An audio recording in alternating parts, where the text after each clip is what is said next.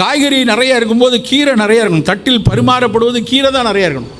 ஒரு கீரை முழுக்க என்ன நம்ம நினச்சி பார்க்க முடியாது. கீரைகளை அறிவியல் பூர்வமாக பார்த்தோன்னு வச்சுங்களேன், நியூட்ரிஷனாக பார்த்துங்களேன், பெரிய பெரிய விலை உயர்ந்த காய்கறிகள் கொடுக்காத பல சத்துக்களை கீரைகள் கொடுக்கும்.